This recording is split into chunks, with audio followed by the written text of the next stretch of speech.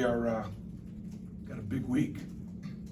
We were 0-4 last week against 0-4 last year against these two teams coming up, Ole Miss and Kentucky.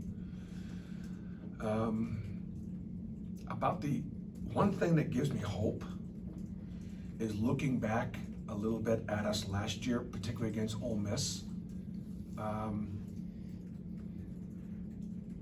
We didn't play. Ole Miss played great, and Kermit did a phenomenal job in both games. Got out-coached both times. But when I would talk a little bit about this year's team versus last year's team, you know, there was always a bit of a gap because we remember how we were playing at the end of the year. Until you go back and you look at us play against Ole Miss and you go, we had our challenges then too. And so,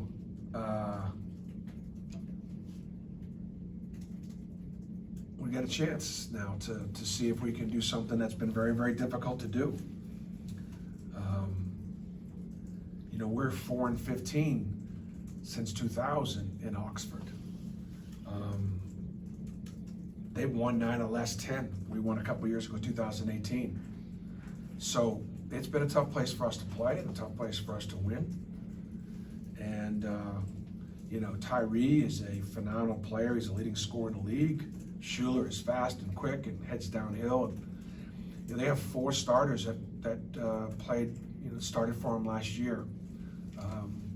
They missed Davis, and you know, he's playing a lot for the Toronto Raptors and was a terrific player for them, you know, a year ago.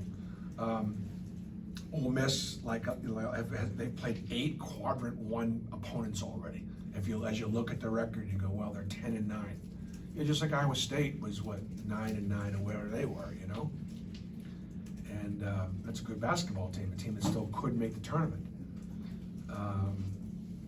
So, you know, Ole Miss obviously hasn't been as successful as they would like, but they're, you know, obviously with the win at Georgia,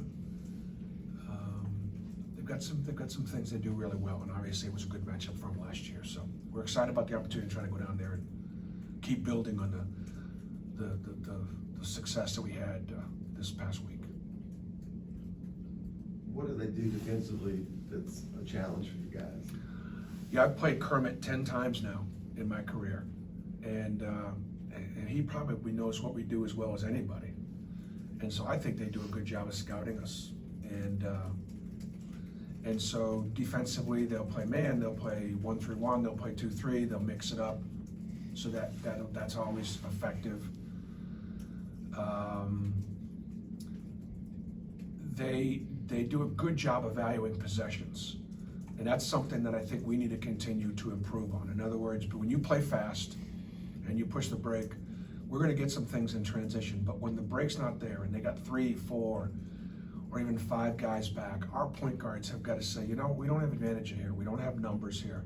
Let's run something. And I think in some ways,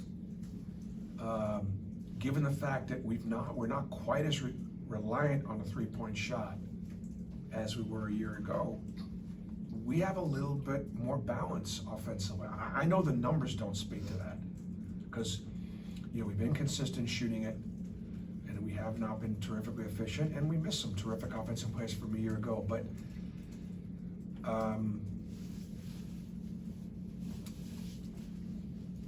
got a little bit more balance, maybe.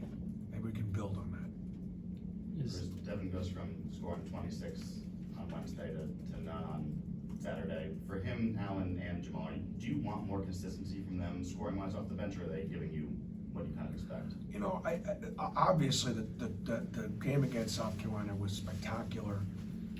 It shows you what Devin's capable of.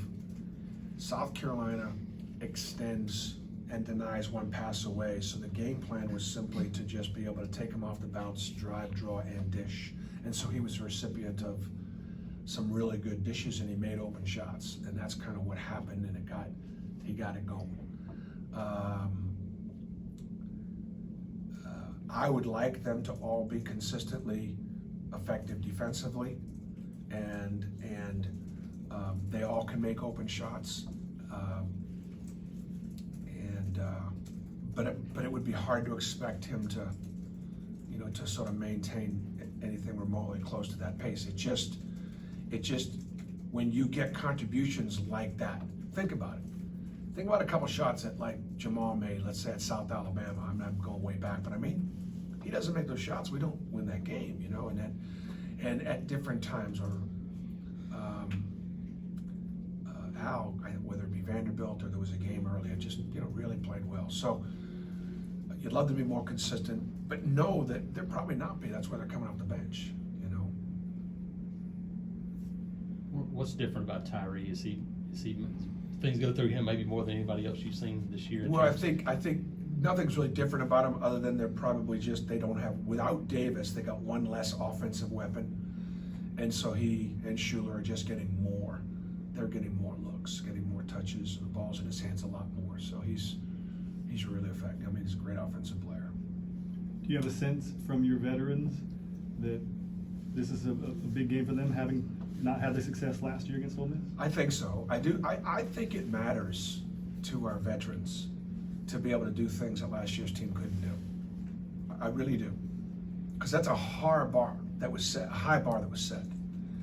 And those guys, many of them, were in supporting roles, not starting roles.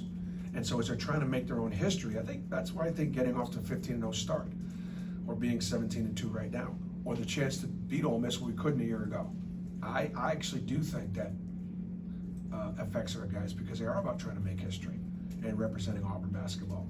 And the losses to Ole Miss last year were, difficult. So yeah, I think they're motivated. You feel like this, Motivation alone's not going to get it done, though. I mean, but you feel like this team is better prepared now than a week ago when you lost those 2 games on the road to go back on the road? I would say probably having gone on the road and getting stung like we did, we definitely would be better prepared, or understand sort of what it takes as we continue to, hopefully learn and grow and stay together. But yeah, and I do think we lost a couple games and we went from 4 to 16. We dropped 12 spots, and you never heard me complain about it once, because I've never talked about our ranking much, but you do notice it.